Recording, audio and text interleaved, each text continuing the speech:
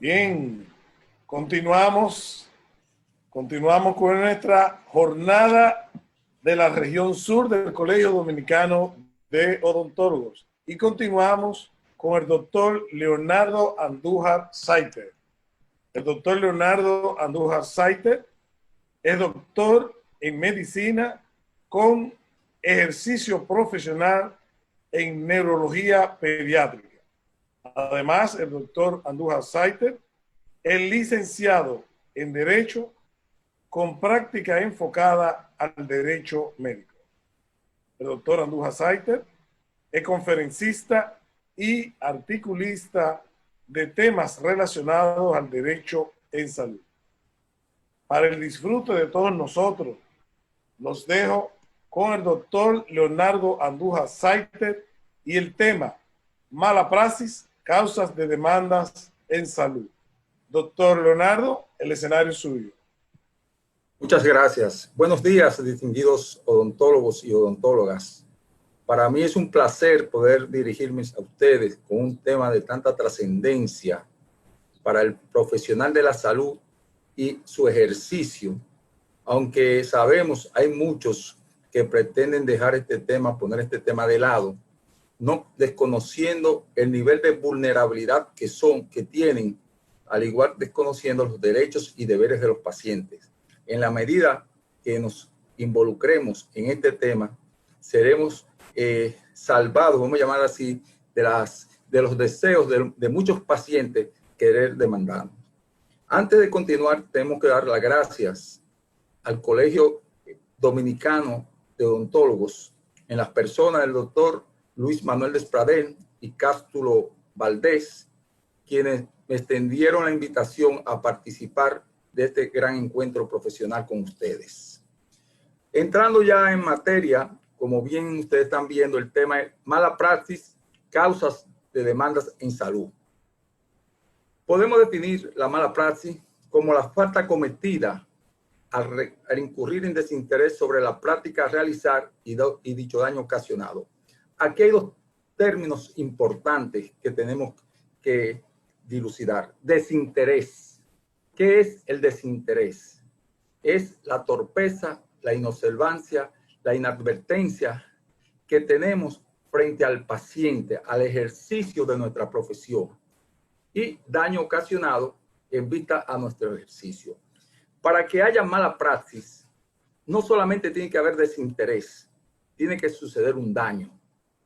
Si usted cometió una torpeza, por ejemplo, en hacer un procedimiento quirúrgico y esa torpeza no produjo daño, entonces no tenemos causa de demanda médica, demanda en salud. Entonces, es importante que se produzca el daño. Hablar del origen de la mala praxis, tenemos que remontarnos al año 1750 a.C. Fíjese que esto es un tema de la modernidad. Es un tema que ya se sancionaba al profesional de la salud por su alta incidencia que tenía su obrar y el daño que ocasionaba. Esto ha ido evolucionando, como cualquier sociedad. Viene la parte del rey de Babilonia, Amuraba, que crea el Código Amuraba, que tenía los 282 artículos y algunos de ellos tenían que ver con la mala praxis. ¿Cuál era la sanción que se le imponía aquí al profesional de la salud? Amputarle la mano para que no volviera a ocurrir una segunda mala praxis. Fue evolucionando, viene el Imperio Romano. Entonces, ya aquí la sanción descansa en los familiares de la víctima. Las víctimas son los familiares determinan el tipo de sanción. También aquí se sanciona el intrusismo profesional. ¿Qué es esto? Es no tener la formación ni la certificación para ejercer en determinada área. Entonces comenzó a sancionarse también esto como una medida de reducir los daños, la mala praxis. Siguió evolucionando, viene la parte de la ética médica, donde entra aquí el código o el juramento hipocrático junto con el Código Civil Español. Ya aquí comienzan a hablarse de responsabilidad civil y responsabilidad penal. La responsabilidad penal del médico es la sanción por haber cometido una mala praxis. La responsabilidad civil es el resarcimiento por el daño ocasionado a ese paciente. Con respecto a nuestro país, todos conocemos que las demandas médicas están en boga. Pero hay que decir, no contamos con una legislación específica sobre las demandas médicas. Se ha tomado, por ejemplo, algunos artículos, y eso lo veremos más adelante, del Código Penal Dominicano, algunos artículos del Código Civil Dominicano para sancionar. Nosotros hemos abogado siempre, cuando estamos en los medios de comunicación, porque se crea aquí un tribunal especial para conocer los casos de demandas médicas. Un tribunal especial formado por jueces, abogados, obviamente, médicos y odontólogos, con entrenamiento en la Escuela Nacional de la Judicatura. Porque actualmente el juez que tenemos no es médico, no es abogado. Entonces, a veces tenemos sentencias en los tribunales que no son las más acertadas para las partes. Aunque el juez se auxilia del perito, el perito rinde un informe, pero la interpretación de ese informe queda en el aire porque el juez, vuelvo y repito, no es médico y ese informe puede ser controvertido. Entonces, eso es un reto que tenemos ya como sociedad especializada, tanto de la parte médica como odontológica, para mejorar y filtrar las demandas médicas. La tipificación de mala praxis. Tenemos la torpeza, cuando hay una decisión desacertada. ¿Qué es esto? Por ejemplo, usted tiene que hacer un procedimiento quirúrgico y utilizó la técnica inadecuada. Hay que aclarar algo. El profesional de la salud es sancionado por hacer o no hacer. O sea, si usted hizo algo mal hecho, es sancionado. Y no hacer, si debió haber hecho algo y no lo hizo, también es sancionado. Es bueno que el profesional de la salud tenga esto presente en su ejercicio de la profesión, de la especialidad que le corresponda. Imprudencia es ausencia de prudencia o precaución en el obrar. O sea, usted va a hacer una cirugía, usted tiene que tener en su poder, en su conocimiento, a su alcance, todas las herramientas, toda la información, todos los medicamentos que vaya a utilizar en ese procedimiento. Si faltó alguno y esa ausencia de ese medicamento, por ejemplo, de un hilo para suturar, obviamente, y eso genera una situación, entonces eso entra en una imprudencia de parte suya. También la inadvertencia, que es no notar o descuidar el seguimiento por falta de atención y o preparación. La comparecencia anterior de la doctora Gómez va muy entrelazada realmente con esta comparecencia y tocando el aspecto de la no preparación. Por ejemplo, si usted no es implantólogo, no se involucre en colocar implantes, porque usted no va a perseguir, no va a ver las consecuencias negativas que pueden suceder en cualquier profesional, pero usted, como no tiene preparación, no se da cuenta si hay un rechazo por la superficie, que usted no crea una buena superficie para ese implante, por ejemplo, si hay un proceso de infección que se está incubando. Entonces, eso entra en una inadvertencia y usted puede ser demandado por eso. La otra parte es la inobservancia a las reglas, disposiciones, reglamentos y leyes. Bueno, ustedes me dirán, doctor, pero tenemos que ser abogados. No tenemos que ser abogados, no. Sí tenemos que preocuparnos y saber que los profesionales de la salud estamos regidos por leyes. Tenemos la Ley General de Salud, la Ley de Seguridad Social, existen los colegios, el colegio médico, el colegio de odontólogos. ¿Qué pasa? Que el colegio de odontólogos tiene sus reglamentos y uno de esos reglamentos, por ejemplo, es que para usted ejercer la odontología en el territorio nacional, usted tiene que estar colegiado. ¿Qué pasa? Si aparece un paciente que quiere demandar y resulta, lo primero que va a hacer ese paciente o ese abogado es solicitar al Colegio de Odontólogos Dominicanos una certificación. El Colegio de Odontólogos está en la obligación de emitir esa certificación. No se puede negar. Si se negara, hay mecanismos para obligar al colegio a emitir la certificación. Entonces, fíjese otro problema que surge aquí. Ya usted está siendo demandado por supuesta negligencia médica. Supuesta, porque es supuesta hasta tanto no hay una sentencia condenatoria y definitiva. Pero aquí hay otro problemita, un ejercicio ilegal de la odontología. Y usted es odontólogo, eso no es cuestionable. Usted se graduó en una universidad, pero como lo dice su colegio, que establece que usted tiene que ser miembro del colegio, pero usted nunca puso atención a esto. Usted decía que usted no era abogado, que no tenía que ver con reglamentaciones, con leyes. Sí, usted tiene que ver con reglamentaciones y leyes. Usted tiene que revisar la Ley General de Salud, la Ley de Seguridad Social, sus reglamentos internos de la institución, para evitar caer en esta parte de inobservancia. La actitud del paciente ante supuesta mala praxis. Esto la doctora Gómez, Lourdes Gómez, habló sobre esto. Para un paciente todo es mala praxis. Pero ¿qué pasa? El paciente no tiene formación, ni es médico, ni es odontólogo. Entonces, se hace auxiliar, obviamente, de un abogado. El abogado, que no es médico, ni es odontólogo, comienza a motivar ese pensamiento, ese sentimiento de ese paciente y dice, ¿cómo es posible que ese doctor cometiera eso? Pero él no sabe lo que está expresando, pero él está hablando al paciente, el idioma que el paciente quiere, con fines de él contratar, de coger ese caso. Entonces, ahí viene una situación que voy a hablar más adelante de la importancia del representante legal del médico y el odontólogo ante un caso de demandas médicas. Las demandas médicas están en boga. Usted va a cualquier tribunal, a cualquier sala de nuestros tribunales, tanto penales como civiles, van a encontrar casos. Es un derecho que le asiste al paciente. El paciente que se siente afectado por un profesional de la salud puede incoar su demanda.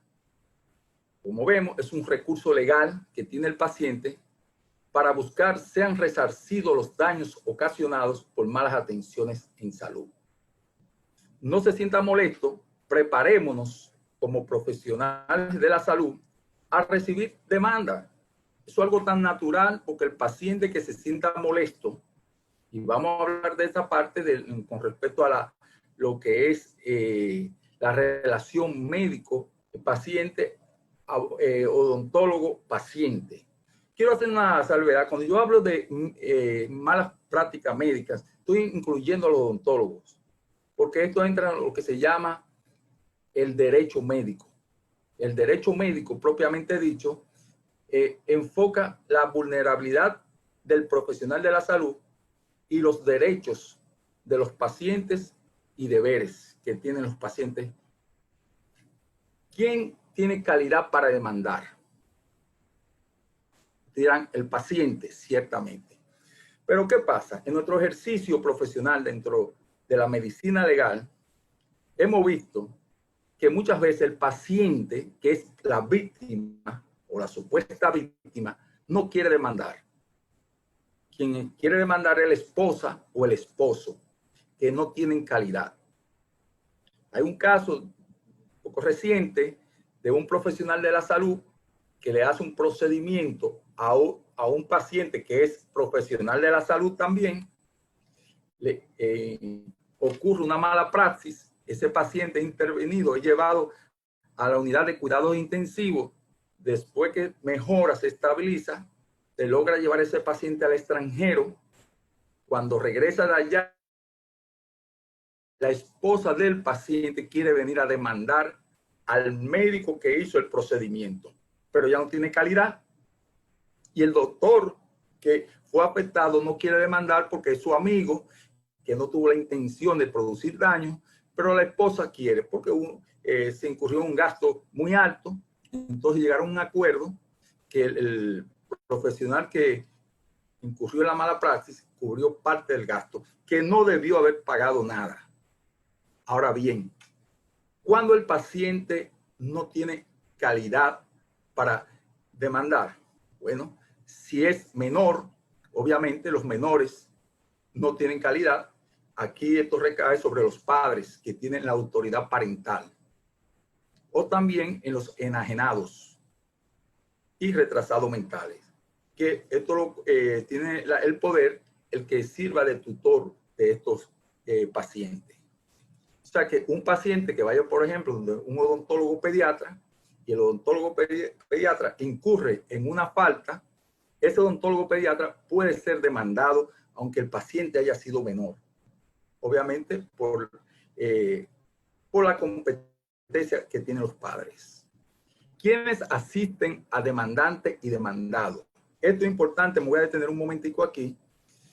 El demandante es el paciente, el demandado el médico, el odontólogo. ¿Quiénes asisten? El abogado. Pero aquí vamos a entrar y vamos a apoyar las expresiones de la doctora Lourdes Gómez en el sentido, en este momento comienza usted a ganar o a perder el caso, dependiendo quién tenga quién usted busque como su representante legal. En un caso de demanda médica, el profesional indicado asistirlo a usted como profesional es el médico abogado o el médico odontólogo. Es bueno que hagamos conciencia de esto, porque ese médico abogado sabrá defenderlo a usted ante los tribunales en el momento de litigar. Además, ante el juzgador, el juez va a tener una mejor apreciación porque sus planteamientos van a ser más convincentes. Ahora bien, si es el paciente que busca un médico abogado, no pierda tiempo usted en buscar un médico abogado también. Y se lo digo por experiencia. Nosotros hemos sido médico abogado del paciente. Y la otra parte ha tenido situaciones verdaderamente confusas porque no saben cómo defenderse ante el tribunal.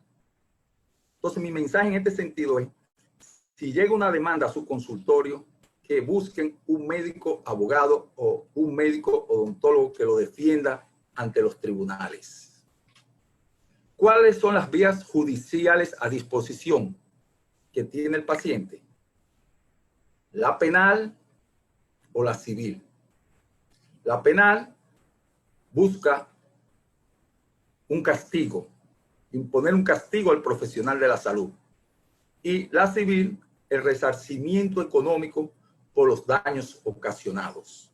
Cualquiera de esas vías pueden ser utilizadas según los daños. Ahí viene lo que se llama la calificación jurídica, que va a depender, es la relación entre los hechos y el derecho. El abogado médico o el abogado va a evaluar cuáles fueron los hechos. Entonces va a buscar, va a recoger los artículos del Código Penal o del Código Civil o de los dos, según cuál sea la condición. Cuando es el Código Penal dominicano, existen dos artículos aquí. El artículo 319, que voy a tratar de reducir la lectura por cuestión de tiempo, el que por torpeza, imprudencia, inadvertencia, negligencia o inobservancia de los reglamentos cometa homicidio involuntario, óigame ese término, homicidio involuntario, y usted me dirá, doctor, ¿los odontólogos podemos cometer un homicidio involuntario? Sí, pueden cometer. O sea, causa involuntaria de él, será castigado por prisión correccional de 3 meses a 2 años y multa de 25 a 100 pesos. Cuando el odontólogo comete un homicidio involuntario, ustedes a diario acuestan a un paciente en su unidad, lo someten a anestesia, hay procedimientos que requieren de un anestesiólogo porque el procedimiento ya es mayor. Muchas veces someten a ese paciente anestesia sin una evaluación de un cardiólogo previo. Señores, manden al paciente al cardiólogo que le haga su evaluación cardiovascular, su radiografía de tórax, su electrocardiograma, y si él entiende que tiene que hacer otro tipo de estudios según su evaluación, él lo mandará a hacer. ¿Qué pasa? Usted acuesta a ese paciente en su unidad, administra anestesia y el paciente fallece. Eso, usted cometió un homicidio involuntario. Sabemos que usted no tenía la intención, eso está claro, de que muriera, pero sucedió un hecho. Entonces, este hecho lo llevará usted a los tribunales, no solamente por los familiares de las víctimas, sino aquí entra entonces el Ministerio Público, la Fiscalía. ¿Por qué? Porque con ese homicidio se afectó la sociedad. Entonces, usted puede ser demandado por un homicidio involuntario. Y eso está claro, ustedes tendrán esto mejor que yo, la literatura en cuanto a la parte odontológica, que recoge que pacientes han fallecido en el sillón de un odontólogo. Entonces, no es nada raro que yo estoy diciendo. ¿Qué pasa? Si no ocurrió un homicidio involuntario, vamos entonces al artículo 320 del Código Penal Dominicano. Si la imprudencia o la falta de precaución no han causado sino golpes o heridas, la prisión será de 6 a 2 meses y la multa de 10 a 50 pesos o a una de estas dos penas solamente. ¿Qué pasa? Usted tiene un bisturí en la mano, es un objeto cortante, y ese objeto cortante, usted haciendo una intervención, puede, por ejemplo, lacerar una terminación nerviosa. Usted a través de bisturí puede, porque no utilizó las reglas de higiene necesarias, puede infiltrar una bacteria, un virus y producir, por ejemplo, una meningitis, una encefalitis. Entonces, usted es responsable de esta parte. Claro, ya aquí comienza y leímos, o sea, la pena de ser condenado usted está por debajo. ¿Qué pasa? Que el legislador, vamos a decir, para bajarle la presión al profesional de la salud, vamos a utilizar ese término, agrega a través de la ley 517, del 25 de julio de 1941, al artículo 320, este que hablamos, cuando las heridas o los golpes involuntarios, o sea, heridas que usted no quiso, o sea, involuntario, origine una enfermedad o incapacidad para el trabajo que dure menos de 10 días o no ocasionen ninguna enfermedad o incapacidad, las penas que en dicho artículo se pronuncian se reducirán a la mitad y serán aplicados por los jueces de paz. Una forma de que el legislador, protegiendo, vamos a decir así, al profesional de la salud, si yo a través de la cirugía que te hice con la herida, te produjo una enfermedad y esa enfermedad te determinó que curaba en 8 días, entonces mi caso, como profesional de la salud, va a ser conocido en un juzgado de paz. Ya entonces entramos a la parte civil. Esos son los artículos por los que un profesional de la salud, desde el punto de vista penal, es llevado al banquillo de los acusados.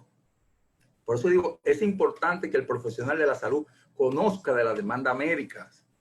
No espere el momento desagradable. Póngase antes a conocer de esto. El artículo 382 del Código Civil Dominicano dice: cual hecho del hombre que causa a otro un daño, obliga a aquel por cuya causa sucedió a repararlo. Eso está claro. Usted produjo un daño, usted es responsable de reparar ese daño que ocasionó a ese paciente. El artículo 1383, cada cual es responsable del perjuicio que ha causado, no solamente por un hecho suyo, sino también por su negligencia o su imprudencia. Aquí caemos con la parte de la torpeza, o sea, de la mala praxis, torpeza, imprudencia, inadvertencia. Usted es responsable a reparar el daño del paciente.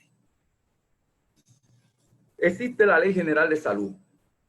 La Ley General de Salud, que es de las leyes que rige la actividad del profesional de la salud, está el artículo 102, que habla que la dirección y administración de los establecimientos de salud serán responsables de que el personal bajo su dirección cumpla correcta y adecuadamente sus funciones, a fin de no exponer la salud o la vida de los pacientes a riesgos innecesarios por falta de elementos técnicos o terapéuticos o por razones de insalubridad ambiental.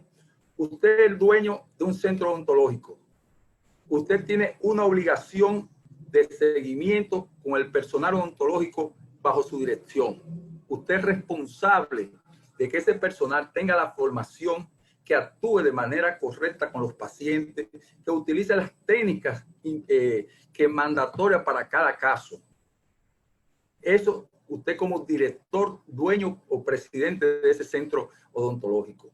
Ahora, el artículo 164 de la misma Ley General de Salud habla al profesional que es la persona autorizada para ejercer acciones en salud, será responsable ética, penal y civilmente en los casos en que intervenga, del incumplimiento de todos los procedimientos, normas técnicas y, en fin, todos los medios requeridos conforme a los principios de la ética y de las obligaciones de prudencia y diligencia. O sea, usted en lo personal es responsable de su accionar.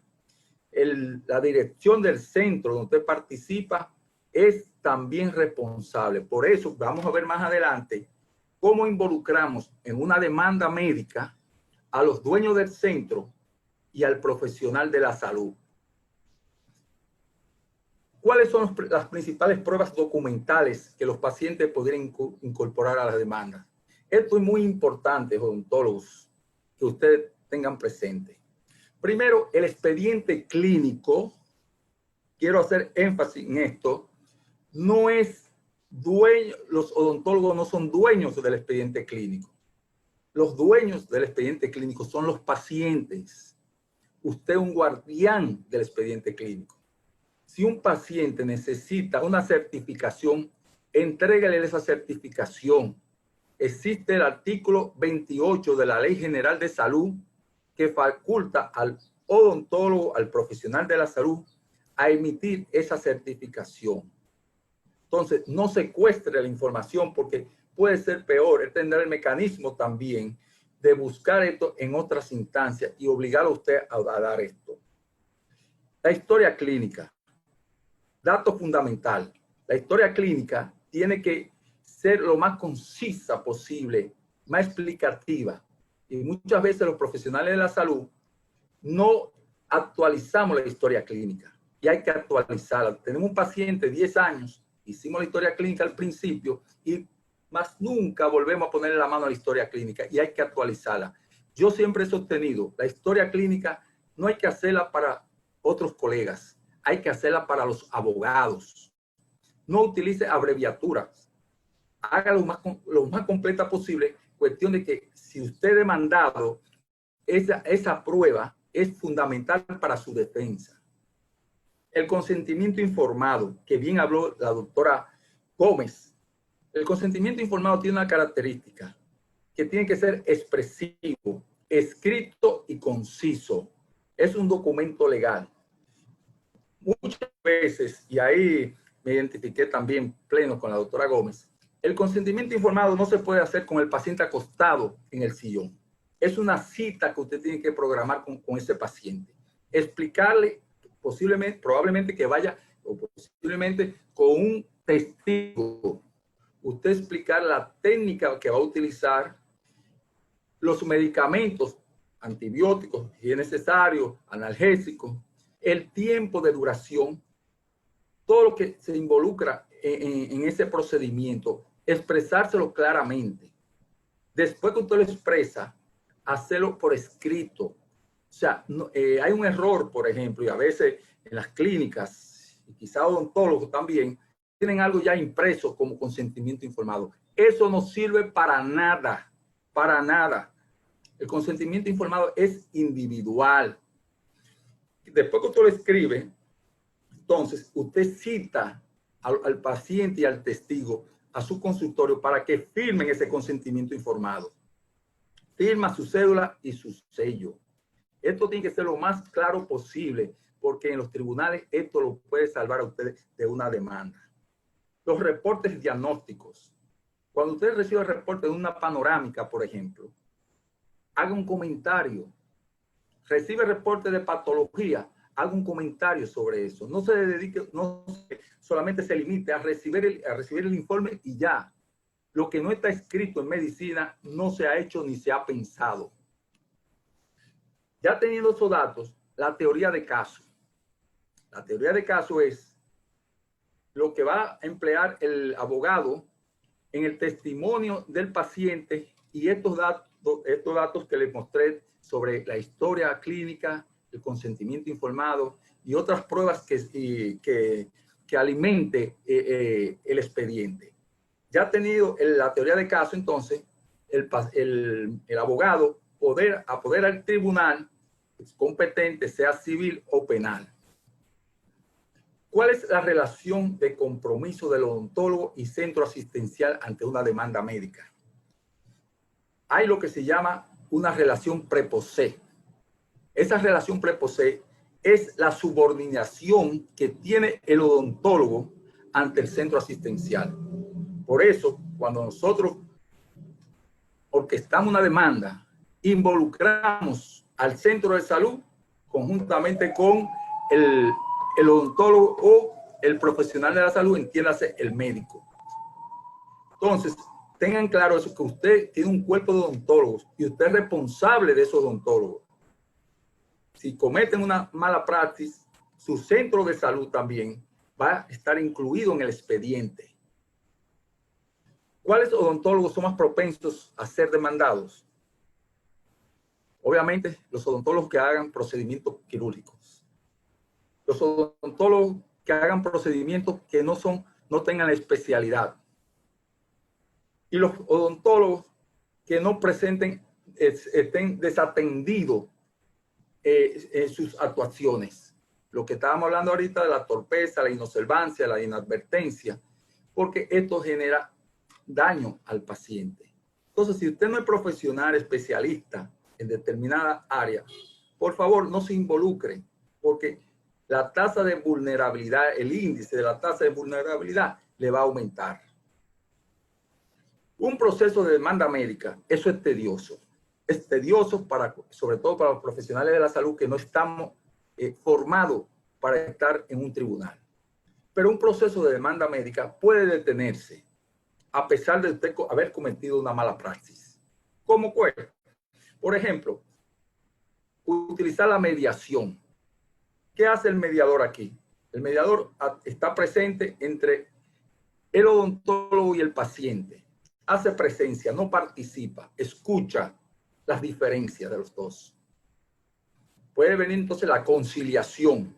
Ya esa persona con una característica bien probada de seriedad, de ecuanimidad, puede intervenir, hacer propuestas, tanto para el odontólogo como para el paciente y terminar ese proceso de litigación en ese momento.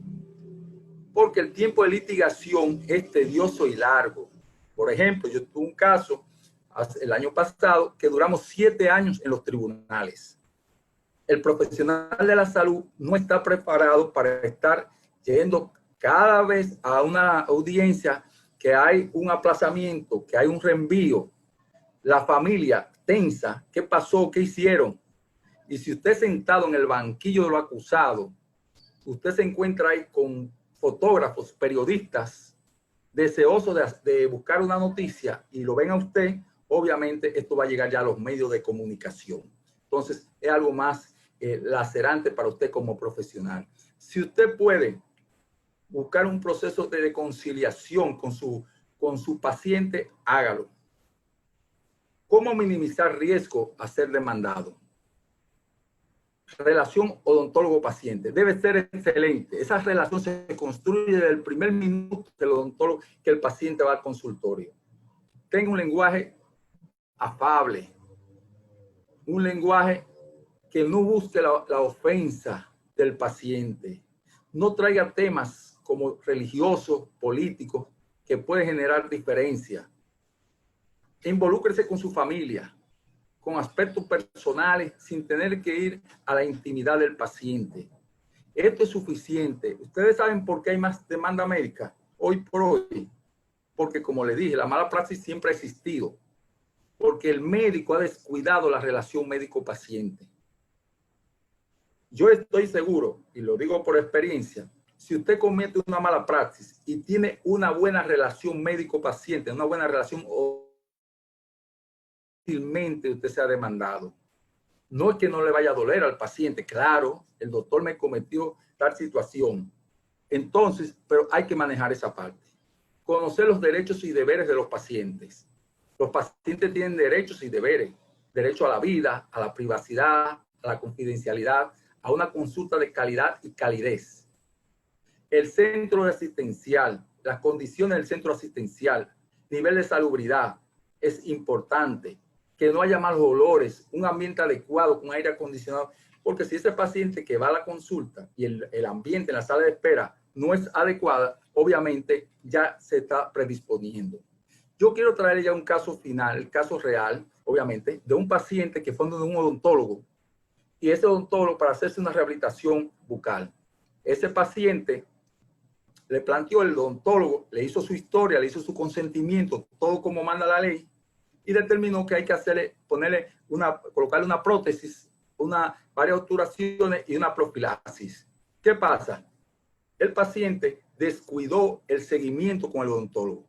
Le pone la prótesis, pero no logró poner el cementado definitivo.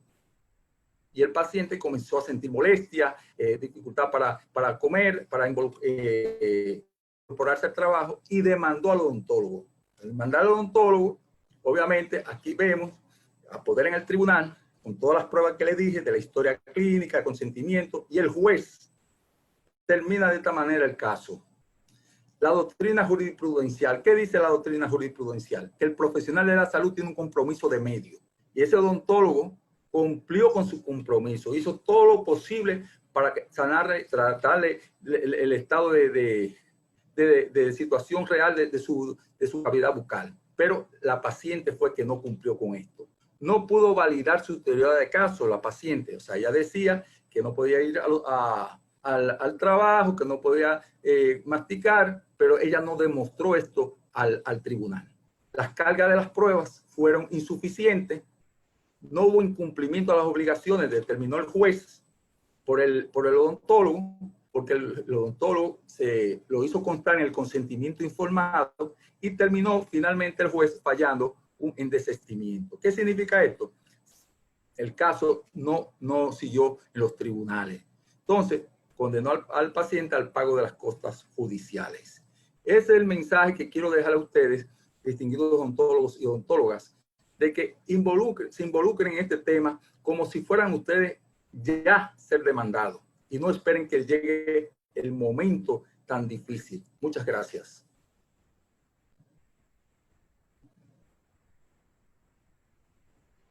Bien, muchas gracias a usted, doctor Leonardo Andújar Saiter, por este interesantísimo tema, que yo creo que es importante que lo repitamos. Y si usted no autoriza, también lo podemos dejar colocado más adelante en el IGTV del colegio. Creo que es de mucha actualidad y se lo digo porque también soy estudiante de Derecho. Así que muchísimas gracias, doctor. Gracias a ustedes.